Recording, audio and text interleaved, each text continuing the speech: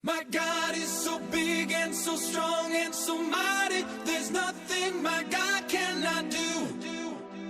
My God is so big and so strong and so mighty. There's nothing my God di tengah-tengah cannot minggu do. ini ya. Bagaimana kabar adik-adik? Lause harap adik-adik dalam keadaan yang sehat dan baik ya. Nah, adik-adik, hari ini Lause mau ngajak adik-adik untuk membuat sebuah keranjang. Keranjang seperti apa ya? Nanti kita lihat hasilnya. Bahan yang dibutuhkan adalah 1 gelas plastik, boleh bekas air mineral, lalu talinya nggak harus tali ini ya, boleh diganti dengan tali apa saja. Lalu lem dan gunting. Cara membuatnya, pertama-tama kita bikin lubang di sini dan di sini. Jadi 2 ya, berseberangan. Untuk adik-adik yang masih kecil, boleh dibantu sama mama papanya untuk membuat lubang ini.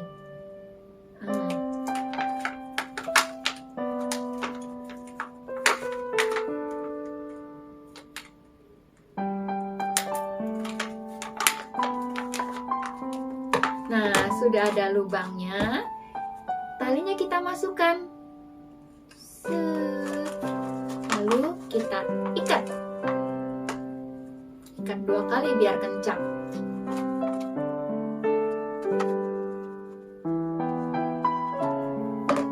Kira-kira segini.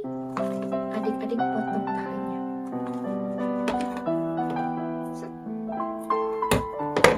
Lalu masukkan di lubang yang satu lagi.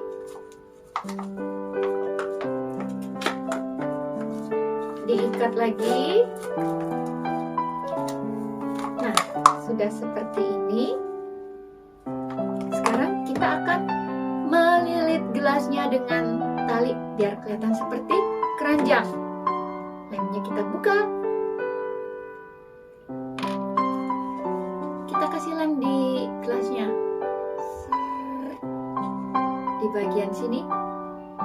Set. Set. Set. Oke, cukup ya. Lalu kita mulai melilit gelasnya sampai semuanya ketutup sama tali. Dililit.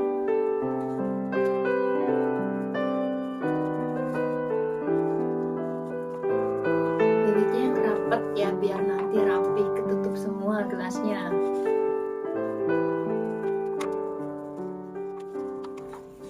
Kalau lemnya kurang boleh ditambahin lagi, tapi kayaknya cukup sih.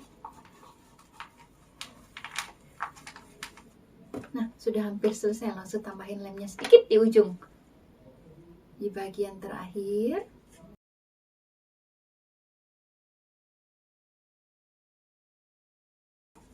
Nah, sudah ketutup semua, kita gunting. Keranjangnya sudah jadi. Ada talinya panjang. Wah, bisa dipakai untuk apa ya? Lause punya ide. Bisa untuk taruh spidol. Taruh di meja belajar. Set. Ya. Bisa buat apa lagi ya? Bisa untuk taruh tempat snack. Wah, sambil jalan-jalan.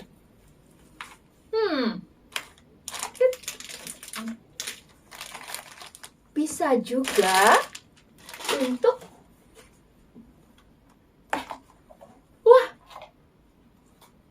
apa bisa orang muat di dalam tempat ini?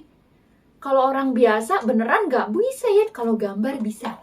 Nah, tapi zaman dulu ada loh orang yang benar-benar dimasukin keranjang terus diturunin pakai keranjang dari tembok yang tinggi sekali. Siapa ya? Siapa yang dengerin cerita firman Tuhan hari Minggu kemarin? Pasti tahu siapa orangnya. Iya, betul. Oh, ada yang lupa juga ya? Oh, ada yang nggak tahu juga. Oke, langsung mau ajak adik-adik lihat video berikut ini supaya adik-adik tahu siapa ya orang yang diturunin pakai keranjang. Kita simak videonya ya.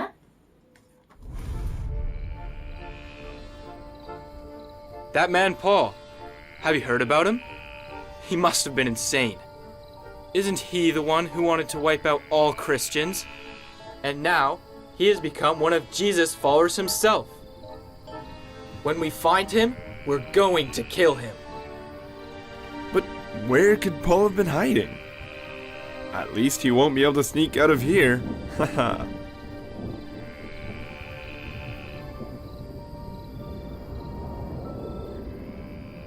They're still looking for you, Paul.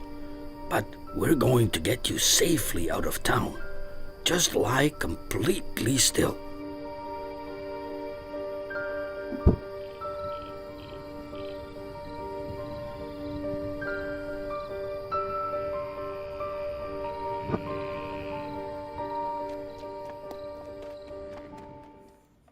Nah, siapa tadi yang disembunyikan di dalam keranjang? Saulus, benar, Saulus. Kenapa dia disembunyikan dalam keranjang ya? Begini ya ceritanya.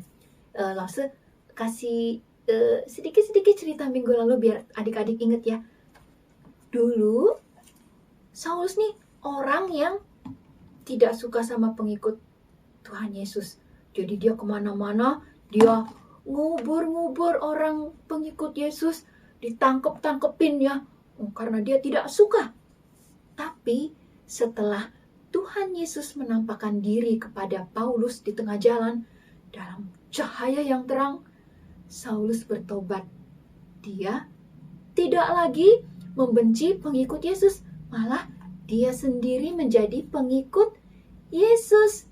Nah, sekarang dulu yang dia menganiaya, berbuat jahat kepada pengikut Kristus, sekarang dia yang dijahatin. Sama siapa? Sama orang-orang Yahudi yang gak suka kalau orang-orang percaya sama Tuhan Yesus. Nah, apa saja yang dialami oleh Saulus? Nah, Saulus yang dulunya hidup enak, sekarang diuber-uber, dia mau ditangkap setelah dia menjadi pengikut Yesus.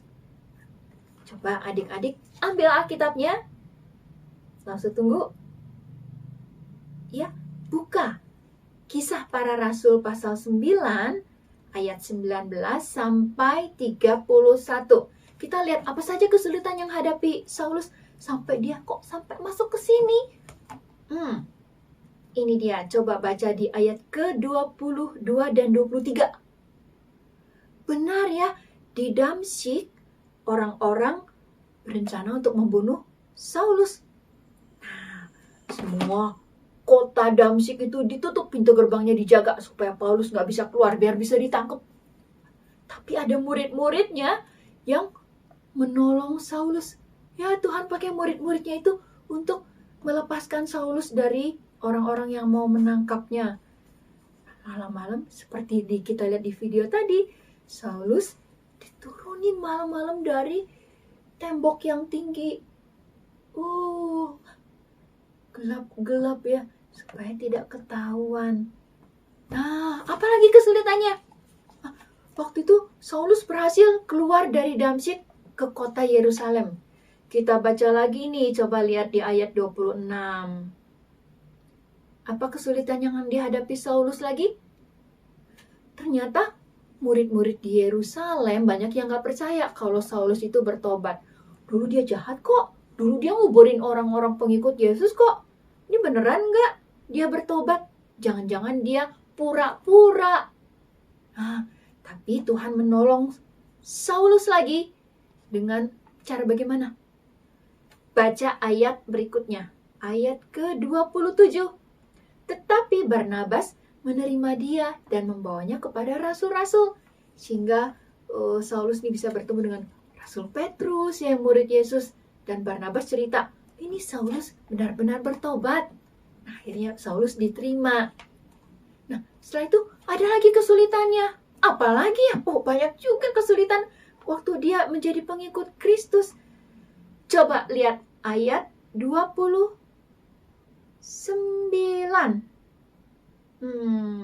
Saulus waktu memberitakan tentang Tuhan Yesus kepada orang-orang Yahudi yang di kota Yerusalem, mereka nggak senang.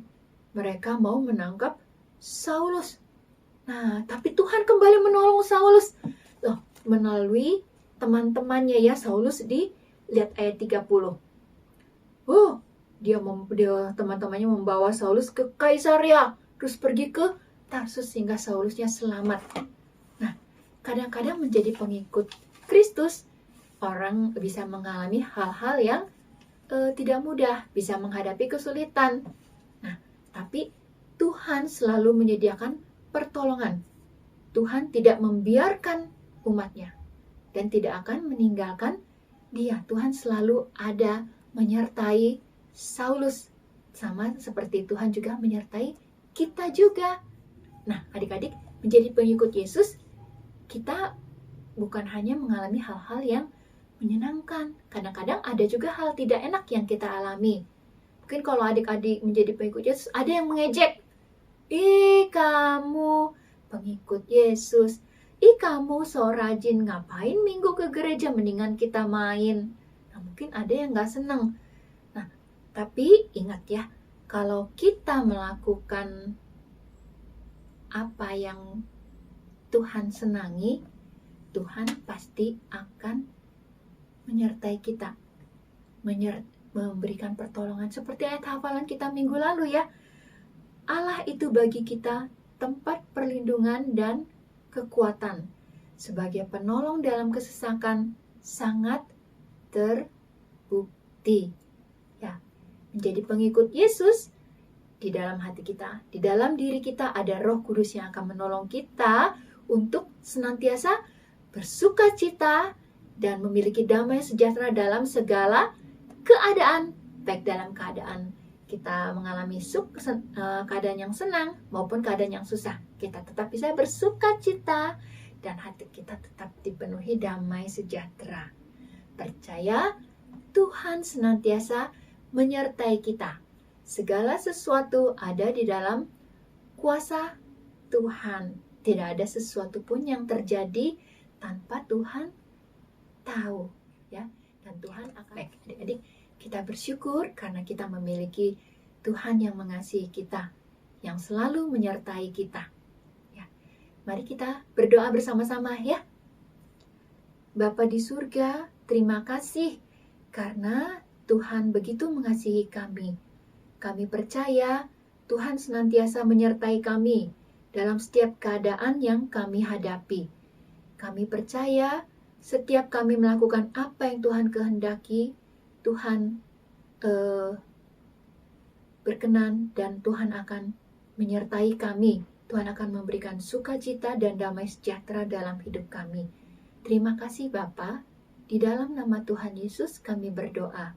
Amin. Baik adik-adik, sampai di sini dulu pertemuan kita hari ini. Jangan lupa hari Minggu kita ke sekolah Minggu. Bye-bye.